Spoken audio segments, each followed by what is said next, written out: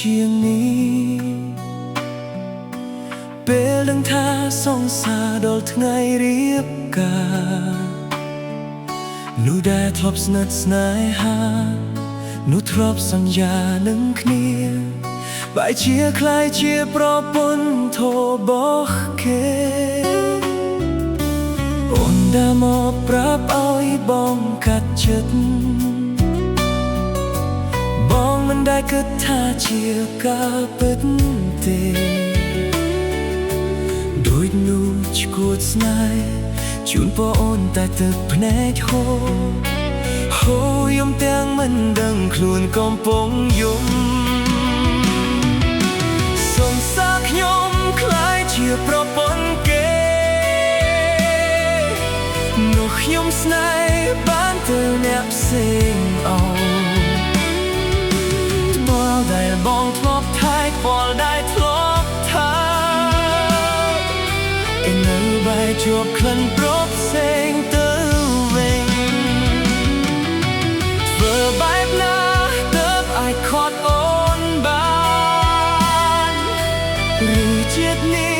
បានត្រឹមតែស្រឡាញ់គ្នាជុំអ្នកមិនខ្លាចតមដេញចុងក្រោយអូនចាក់ចេញធ្វើប្រពន្ធគេ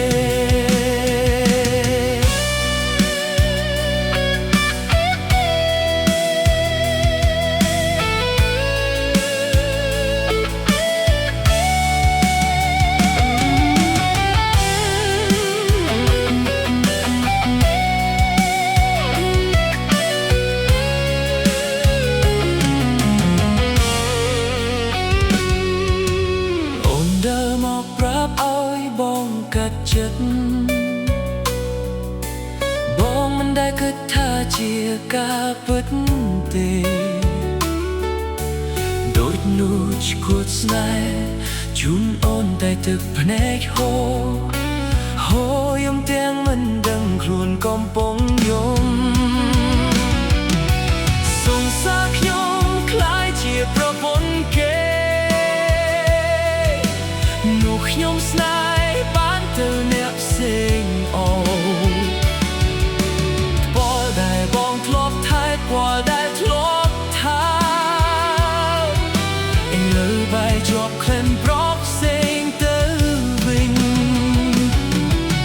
ធ្វើបែបណាទើបអាចខត់អូនបានឬជាតិនេះបានត្រឹមតែស្រឡាញ់គ្នាជុំអ្នកមិនខ្លាចតងដេញ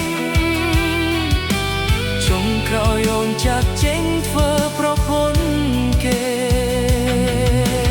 ចុងក្រោយអូនចាក់ចេញធ្វើប្រពន្ធ